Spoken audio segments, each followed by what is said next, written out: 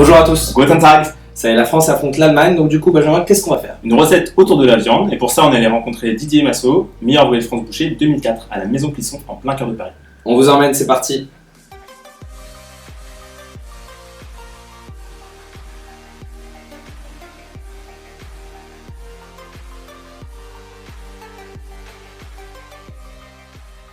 Comment tu choisis un bon oignon, Victor? Alors, pour choisir un bon oignon, il faut qu'il soit pas mou déjà, qu'il ne suinte pas, d'accord, qu'il soit bien dur. Et ça, c'est la bonne taille, parce que quand c'est trop gros, c'est pas bon. Voilà, par exemple, là, vous voyez, c'est un peu mou là. Là, c'est un peu creux. Donc du coup, à l'intérieur, c'est creux. Donc il en faut toujours quand vous prenez des trucs comme ça, il faut que ce soit bien ferme, bien ferme.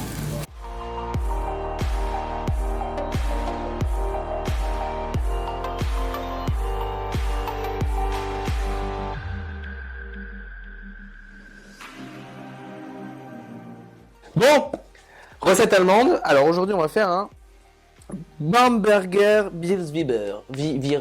Bref. Justin Bieber. Un Justin Bieber. C'est une recette bavaroise. Alors, qu'est-ce que c'est? C'est des oignons farcis avec de l'échine de porc. Généralement, elle est hachée. Aujourd'hui, on va la faire un peu différemment parce que on a une viande d'exception. Ça m'ennuie de lâcher. C'est logique, non? Si tu as une viande d'exception, tu vas pas lâcher, puisque c'est une viande d'exception. Dans la recette initiale, eux, ce qu'ils font, c'est qu'ils découpent comme ça, ils retirent le cœur, ensuite ils farcissent de viande, de leur farce, et ensuite ils font cuire avec de la bière. Nous, on va faire ça un peu différemment. Je vais les cuire entiers, avec la peau. Donc, quel est l'avantage de cuire avec la peau, Benjamin? Tu ne sais pas. Ça ne fait pas pleurer. Non. Déjà d'une, gain de temps, parce que j'ai pas à éplucher, à m'ennuyer, à essayer de vider le truc. Ça, c'est déjà chic, mais en plus, c'est chic. Expression d'un autre temps. Oui, exactement. Je vais le cuire tel quel dans le four. Ça va faire comme une cocotte minute, et donc du coup, ça va confire, ça va aller plus vite, et en plus, je m'en occupe pas, en soi. Donc ça, c'est pratique. L'épaule de cochon, origine France. Donc là, ce qu'on va faire, c'est qu'on va la colorer. Et là, pour le coup, on va utiliser la bière après. Donc ça va cuire, ça va confire dans la bière cette fois-ci. Respect du produit.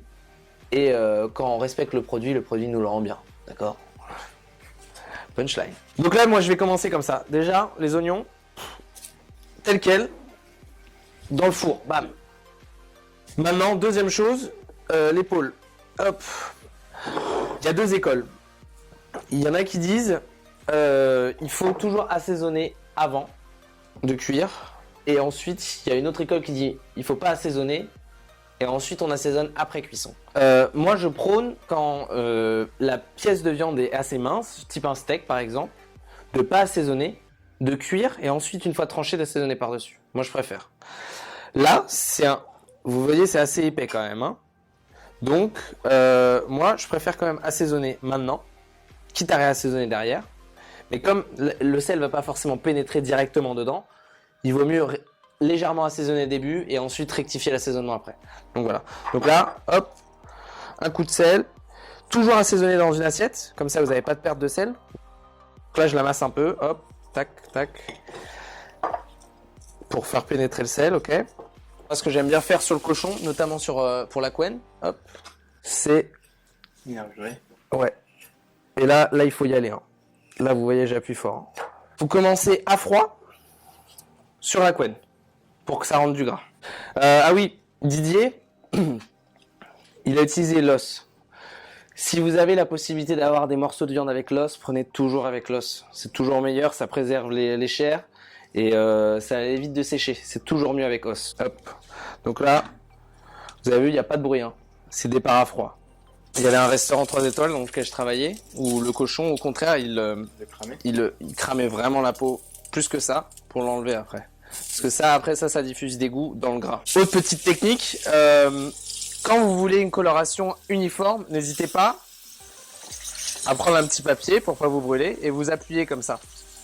Deuxième tips pour avoir une jolie coloration, n'hésitez pas à tourner comme ça dans la casserole. Et là, logiquement, ça devrait être bien. Voilà, là c'est uniforme. Garniture aromatique. Donc là, on part sur un braisage. C'est quoi un braisage, Benjamin? Avec des braises. Non. Alors, non. Question piège. Non, pas du tout. Un braisage, c'est ce qu'on appelle la cuisson mixte dans le jargon. Donc c'est une coloration et une cuisson longue. Il faut une garniture aromatique pour qu'il y ait une osmose des goûts. On balance la garniture aromatique. Quand on a fini de colorer, on peut mettre sa garniture aromatique. Petite astuce, si vous voulez que chez vous, vos oignons ils colorent plus vite, faut saler. Je vais pas surcolorer parce que la bière va apporter de l'amertume et du sucre. Début de coloration comme je veux. Maintenant, petit déglaçage à moitié à la bière. Pas trop, hein. Plein centre. Et maintenant, très important, je coupe à l'eau. Je porte à ébullition et ensuite j'enfourne. C'est parti pour 1 heure de cuisson à 200 degrés. 200 degrés. 1 heure. Il s'est passé environ une petite heure et demie. De sieste. De sieste, qu'on se le dise. Voilà, mais regardez mon petit oignon là. Me dis pas ça comme ça avec le sourire. Regardez mon petit oignon. Donc ça c'est un pic à gâteau. Petite technique pour savoir que c'est cuit. Regardez, hop, je traverse sans problème, il n'y a pas de résistance. Fond de braisage. Donc maintenant je vais faire réduire cette chose pour que ça devienne délicieux et glaçant. Donc voilà. Donc après on va farcir nos oignons et par-dessus on va tailler maintenant là tout de suite nos petits cornichons et on va les passer au vinaigre pour apporter un peu d'acidité, une texture supplémentaire parce que c'est un oignon rôti donc il est confit donc il est mou et ça c'est confit donc ça va être mou. Donc du coup on va apporter une texture et un peu de fraîcheur. Vous voyez là? Sucre de cuisson, c'est le sucre de l'oignon qui a caramélisé comme ça. Donc là je les sépare. Donc du coup tu gardes qu'une lame, enfin qu'une épaisseur. Ouais. Hop. Voilà. Allez, on va passer au dépiotage de la viande. Oui.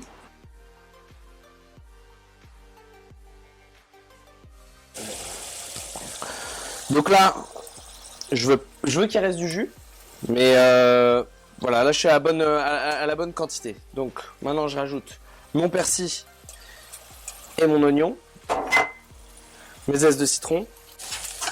Je pense qu'il y a des cuisiniers qui mettent des zestes de citron juste pour la beauté du zeste ou pas? Oh, pas mal. Celle-là je la valide, tu vois. Allez. Et mes épinards, hop. C'est des jeunes pousses. C'est des jeunes pousses, ouais. La simple chaleur va les faire faner. J'ai arrêté le feu là. Hein. Tu vois? Hop, c'est plus... Ouais, ça fane. Et là je rectifie en poivre. Parce que j'ai goûté en sel, moi ça me convenait. Hop, puis on passe au dressage.